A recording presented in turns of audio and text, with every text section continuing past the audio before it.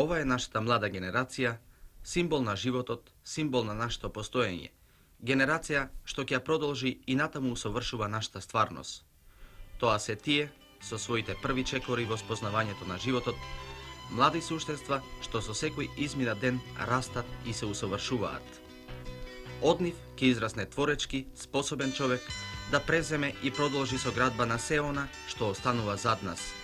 Тоа е законот на природата. Дали оваа млада генерација ќе доживее длабока старост? Ова е мощно и чудно, мощно и необично прашање, а сепак отворено. Ова не е само наше прашање. Тоа е прашање што денес го поставува целиот свет. Може ли еден млад организам правилно и нормално да се развива во една ваква средина, што од поодамна се нарекува човекова средина? Ниту многучасовна емисија не може да даде целосна слика на човековата средина денес, а уште помалку еден наш краток приказ на оваа тема. Ако зборуваме за човековата средина, треба да кажеме што таа представува. Веројатно, ова е едно од најкомплексните прашања и тешко дека ќе може со една дефиниција да кажеме се. Меѓутоа, ако кажеме дека тоа е се она со што човекот е опкружен во секојдневниот живот, тогаш сме близу до таа дефиниција. Што не опкружува нас? Каква е нашата средина? Овој пат, зборувајќи со податоците што досега ги изнеле многу наши стручни служби, кои ја проучуваат оваа проблематика, можеме да кажеме дека таа ни оддалеку не охрабрува, напротив, загрижува. Загрижува загаденоста на воздухот и водата, загрижува ерозијата и сликата на голите обезшумени површини. А ако вашата пасија е лов или риболов, за жал малку резоно да ќе најдете во нив. Нашите шуми се бедни со дивеч, а реките сиромашни со риба. Еве и по неколку зборови за секој од овие појави. Присутноста на загадениот воздух, се разбира, ова повеќе се однесува на поголемите населени индустријски места, најарно го чувствуваме сите. Дури ни свежите, пријатни утра не се веќе доволно свежи за да вдишиме чист воздух. Од раните утрински часови вдишуваме издувни гасови од илјадници автомобили, што како река итаат во сите правци. Вдишуваме сулфурен диоксид од фабричките оджаци, вдишуваме пари на органски растворувачи, прав од најразлично потекло. Според анализите на Републичкиот завод за здравствена заштита, многу населени места во Републиката, а посебно одделни подрачја во Скопје, означени се како населби со значително до многу загаден воздух. Според светските нормативи, изразено во бројки, тоа би значило секојдневно таложење на различен прав од 500 до 700 милиграми на секој квадратен метар. Од крајот на 1973 година и почетокот на оваа година, Републичкиот хидрометеоролошки завод во Скопје будно го прати загадувањето на воздухот, а особено присуството на сулфурниот диоксид и чадот. Максималната дозволена концентрација на сулфур диоксид во воздухот изнесува 0,150 милиграми на метар кубен, а на чадот 0,050 милиграми во кубен метар воздух. Иако среднодневните мерења не се од поодамна, резултатите покажуваат значителни концентрации и над нормалата. Тоа е забележано во Скопје, особено во зимските месеци, а во Титовелес дури и во летните месеци, кога загаденоста од сулфурдиоксидот се покачува и до 0,398 милиграми во 1 метар кубен воздух. Во вакви услови на загаденост на воздухот, ни малку не изненадуваат се почестите заболувања на дишните органи, нервните растројства, болестите на крвните садови и други. Станува ли збор за водата, и тогаш сликата не е поарна. Дали водата што ја пиеме е добра, вкусна, чиста и свежа? Не.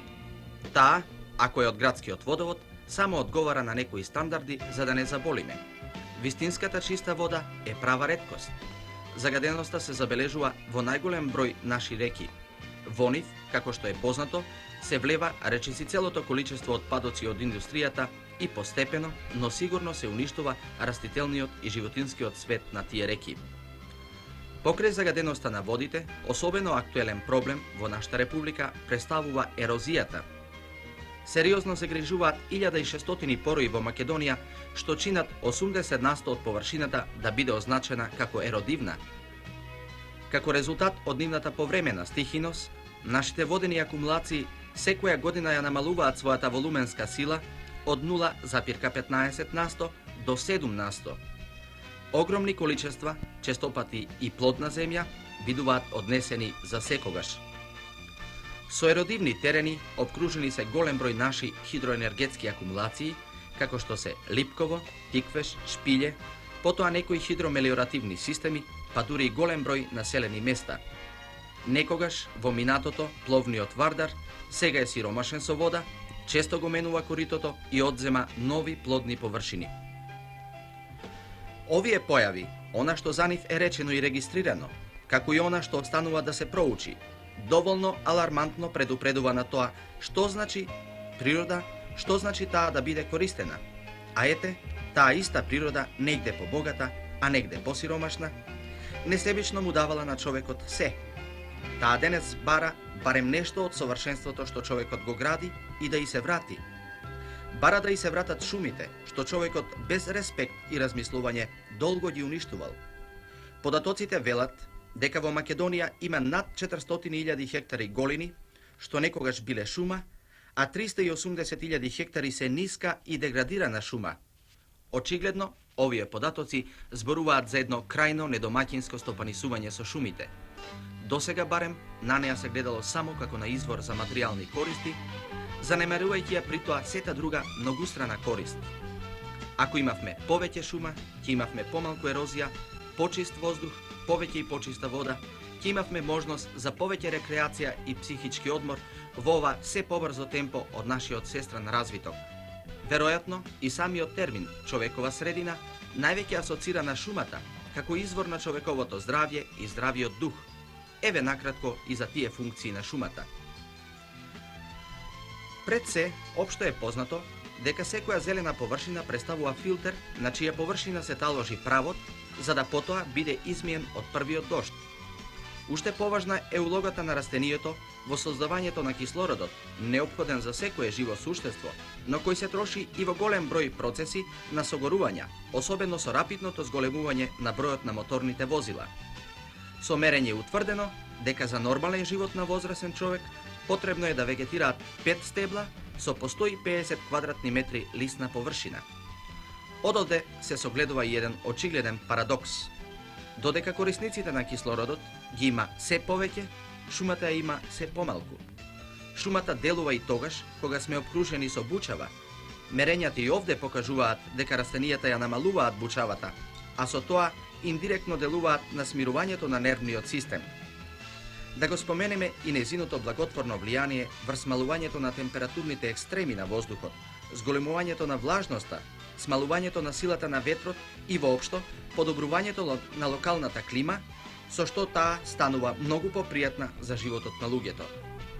Сите овие, така наречени општо корисни функции на шумата, обично не се вреднуваат со одредени мерила, но стручњаците велат, а обичниот човек тоа го чувствува, дека општокорисната функција на шумата е и 10 пати поголема од вредноста на дрвната маса што ја произведува.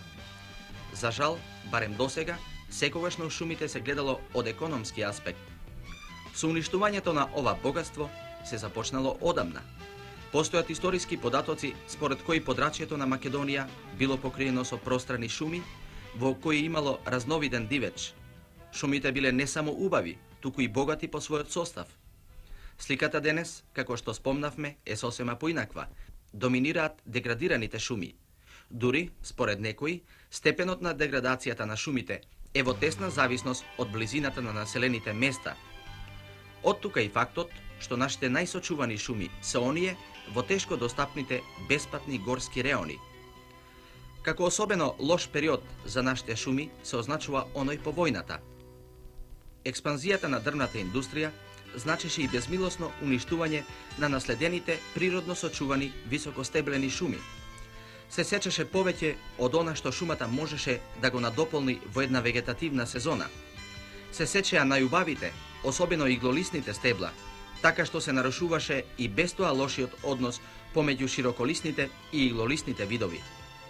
Уште долго можеме да набројуваме причини што доведоа до ваквата состојба на шумскиот фонд. Ако порано за тоа беа обвинувани други, навлегувајќи при тоа уште во времето на турското робство, па војните и другите уништувачки периоди.